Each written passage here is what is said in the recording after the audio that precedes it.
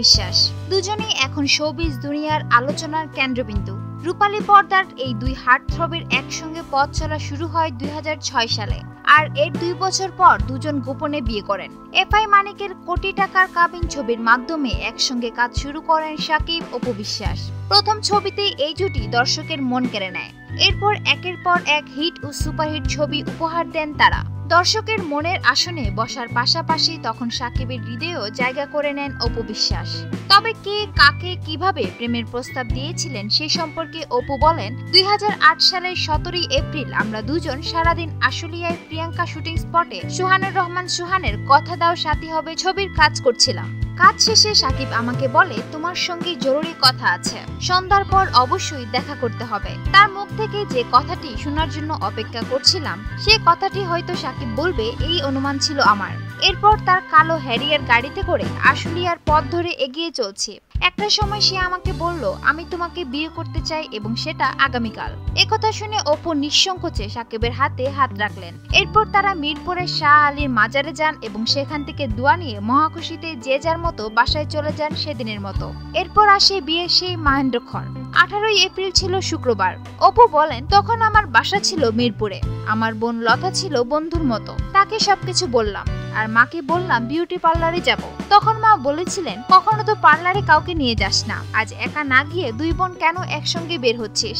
মায়ের প্রশ্নের কোনো জবাব না দিয়ে সকাল 10:30টায় ঘর থেকে বের হন অপু। কিন্তু বোন লতা একথা জানার পর রেগে আগুন, কারণ শাকিব ও অপুর ধর্ম তো আলাদা। তারপর অনেক বোঝানোর পর রাজি হন বোন। পথে বসুন্ধরা সিটির সামনে থেকে প্রযোজক মামুনকে গাড়িতে তুলে নেন। তার হাতে ছিল 2টি মালা, আর অপুর বোন শাকিবের জন্য ডায়মন্ডের একটি ফিঙ্গার রিং কিনে নিলেন। অপুর পরনে ছিল সেদিন শার্ট প্যান্ট। প্রযোজক মামুন মালা ও ডায়মন্ড ফিঙ্গার রিং শাকিবের হাতে তুলে দেন। শাকিব নিজেই পছন্দ করে একটি লেহেঙ্গা কিনে এনেছিলেন। সেই নজর কাড়া লেহেঙ্গা পরে বিয়ে করেন অপু। নায়কের পরনে ছিল সাধারণ পায়জামা পাঞ্জাবি। বিকাল 3:30টায় শাকিবের গুলশানের বাসায় বিয়ে হয় দুজনের। শাকিবের গ্রামের বাড়ি ফরিদপুরের ভাঙ্গা থেকে কাজী আনেন তার চাচাতো ভাই মনির। কাজী বিয়ে পড়ানোর আগে অপুর ধর্ম পরিবর্তনের কথা বলেন। এরপর অপুর নাম পাল্টে লেখা হয় অপু ইসলাম খান। আর এই বিয়েতে উকিল বাবা হিসাবে ছিলেন প্রযোজক মামুন। শাকিবের চাচাতো ভাই মনির ছিলেন বিয়ের সাক্ষী। সেদিনের পর থেকে শুরু হয় শাকিব ও অপুর নতুন পরিচয়। কিন্তু বাসায় ফেরার পর অপুর মায়ের মনে নানা প্রশ্ন জাগে। একদিন শুটিং স্পটে গিয়ে অপু শাকিবের সঙ্গে আলাদা কোথাও যেতে চাইলে তার মা বাধা দেয়। পরে অপু সব খুলে বলার পর তার মা বাধ্য হয়ে সব মেনে নেন। বিয়ের 1 বছর পর মিরপুরে অপুর বাসায় শাকিবের বাবা মা, অপুর মা বোন, ভগ্নিপতি সহ আরো কয়েকজন মিলে একটি ঘরোয়া পার্টি করেন। সেখানে অপুর মা সব রান্না করেন। কিন্তু প্রশ্ন হলো, কিভাবে সংসার করতেন শাকিব ও অপু? অপু জানিয়েছেন তিনি কিছুদিন নিজের বাসা, আবার কিছুদিন শাকিবের বাসায় এভাবেই থাকতেন। শাকিবের বাসায় যেন কেউ তাকে দেখে না ফেললে সেজন্য অনেক রাতে যেতেন।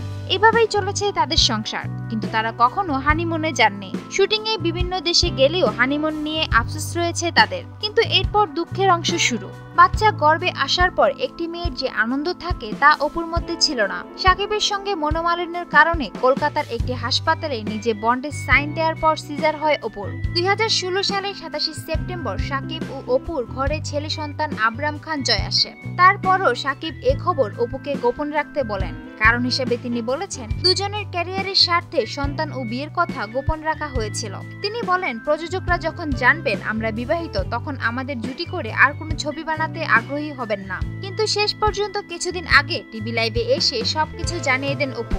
এরপর থেকে শাকিব আর তাকে ঘিরে ঘটে চলছে একের পর এক চমকপ্রদ নানা ঘটনা। সুপ্রিয় দর্শক, বিনোদন জগতের আরো নিত্য নতুন খবর জানতে আমাদের চ্যানেলটি সাবস্ক্রাইব করতে ভুলবেন না। লাইক দিন, কমেন্ট এবং শেয়ার করুন। ধন্যবাদ।